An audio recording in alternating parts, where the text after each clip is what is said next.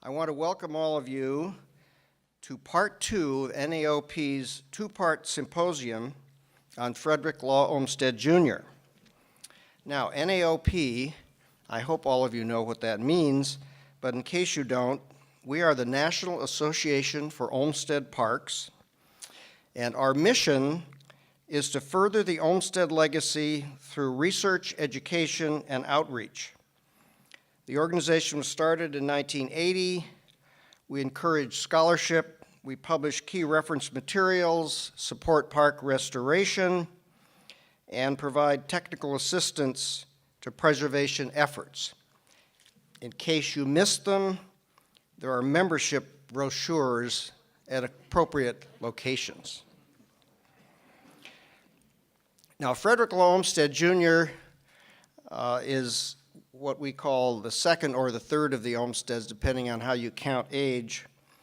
But this symposium has been great for me as a board member because I barely knew who this man was. I knew a lot about his half-brother because I'm from Seattle, and that's where he did most of the work.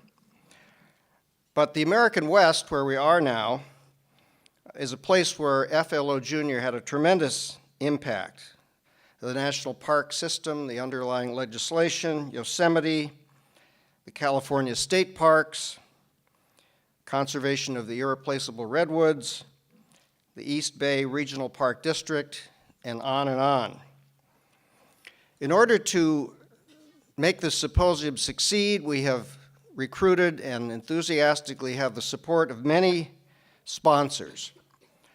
Our partners at the National Building Museum, where we had our first part of the symposium in October or September, the East Bay Regional Park District, the Stephen and Margaret Gill Family Foundation, the true heirs of Frederick Law Olmsted, Jr., the American Society for Landscape Architects, the Keenan Land Company, the National Trust for Historic Preservation, PG&E, Wells Fargo, Save the Redwoods League, and the California State Parks Foundation.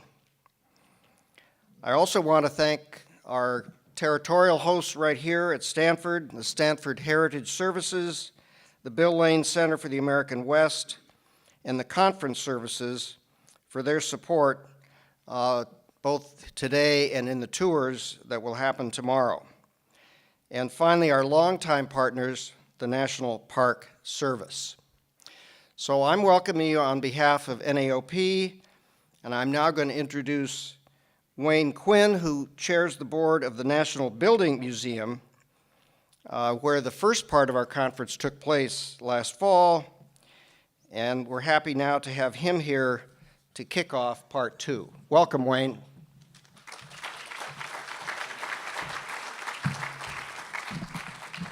Thanks, Chris. It's nice to see the lights to begin with. It's wonderful. I haven't seen it in several days. It's been raining, so anyway. Good morning to all of you. It's great to see you. Yes, my name is Whayne Quin. I live in Washington, D.C. I practice law there in the area of land use. You know there are lawyers there, but not many of them practice in land use, so that's good.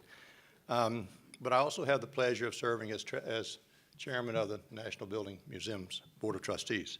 I'm really delighted to be here today to learn more about Frederick Law Olmsted, Jr.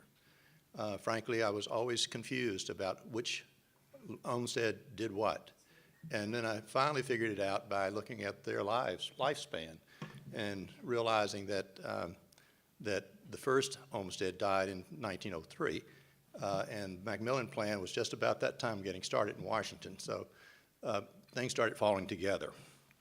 When the association approached us about, several years ago about the seminar, we were just delighted because our mission at the museum is identical in many ways,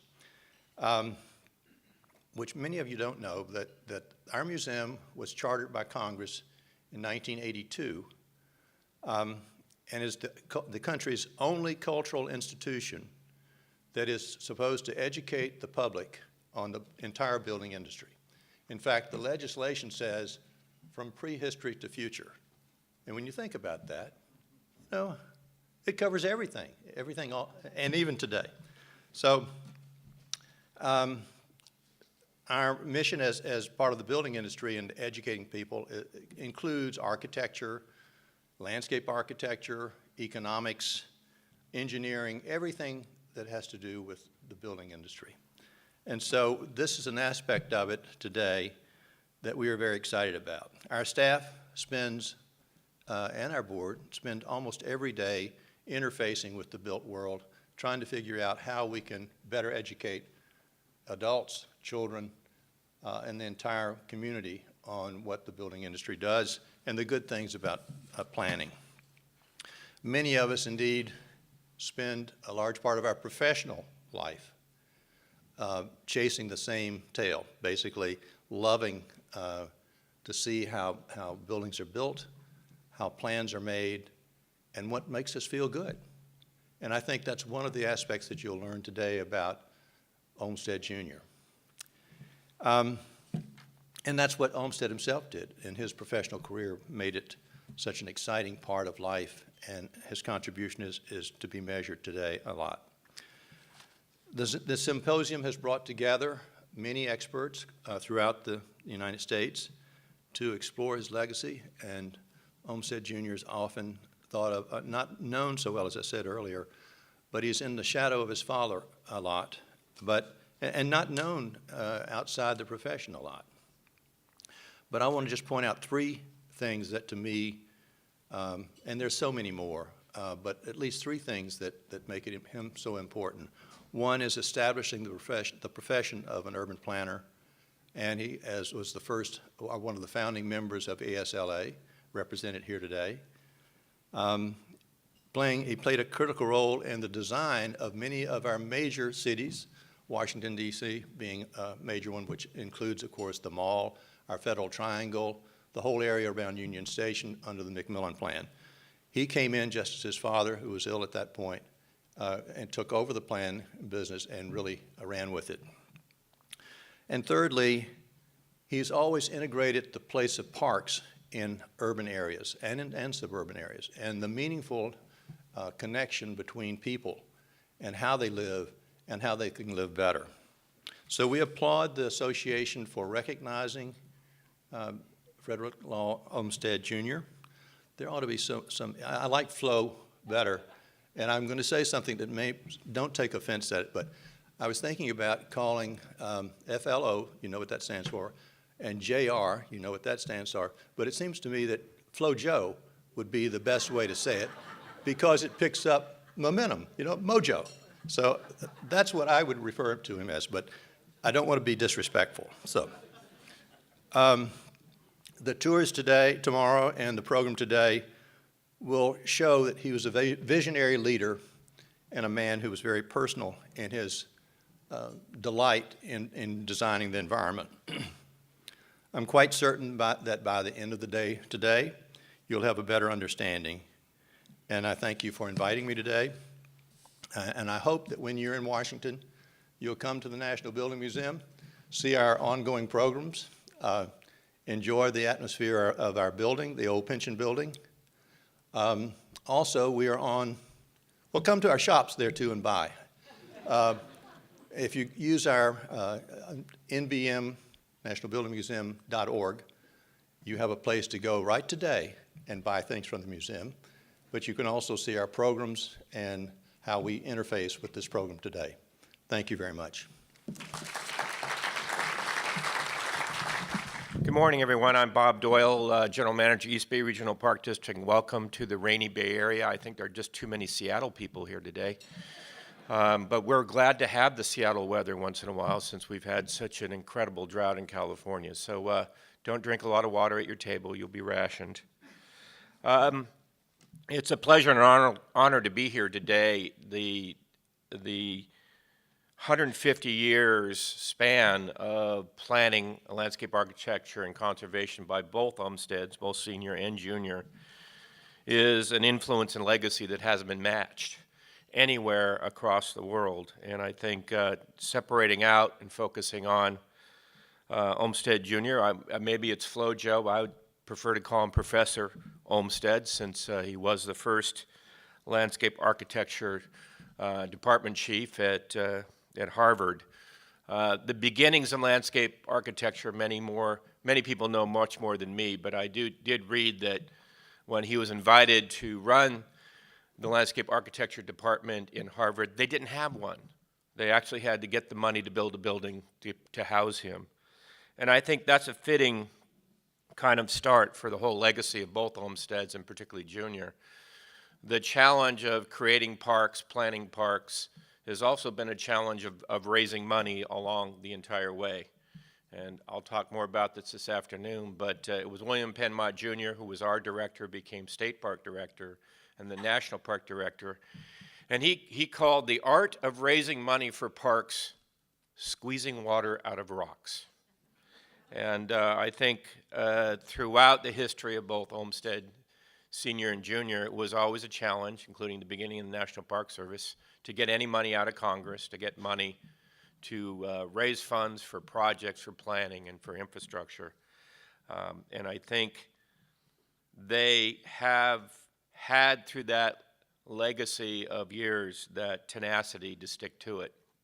And I think that's one of the things that any young planner, any landscape architect, any firm trying to run a business, get a plan paid for, is always thinking about how we're going to pay the next bills.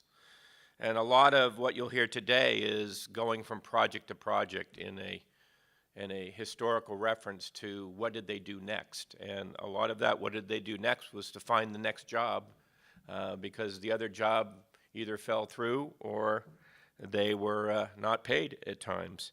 Nevertheless, the Olmsted firm has an unparalleled success story across this nation. And I think one of the things that we will really see today, and we will focus a lot on conservation and landscape conservation, the beginnings of the state park in California, the beginnings of the National Park Service. There is a thread between Olmsted Senior and Junior of conservation, of good professional planning, and of promoting the vision and integrity of the business and of landscape preservation. I can think of no other people that had so much integrity throughout their careers in keeping the vision and keeping the philosophy of parks to their standard.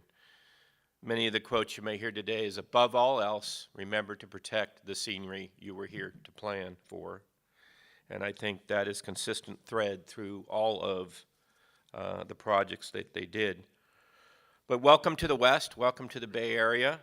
And you will hear today that in addition to these large landscape scale park systems, that Olmsted Jr. and the firm in the second generation planned parks in even cities and city elements in Berkeley, Los Angeles, Long Beach, Santa Barbara, the Palos Verdes estates, and private estates throughout the West. They also surveyed and did park plans from the edge of Canada down all the way to Los Angeles, and that really is a remarkable achievement. So I think one of the things that was apparent from looking through the history of both our East Bay Regional Park District, which is our 80th birthday this year, and we're very proud to both be a sponsor, and I want to thank our board of directors for allowing us to be a sponsor here. But also, you'll see from the beginning of the park movement that there were issues. Things like controversy and outside influence, a lack of funding, a lack of public funding, rejection, the effort of politics to influence plans. And what's really nice is after 150 years, that has disappeared completely today. So again, I welcome you all here today. Have a good time. I hope you'll be inspired. I hope you'll remember that sometimes plans take more than just to plan on a piece of paper. They take inspiration and tenacity, and you have no better examples than the Olmsted firm. Thank you.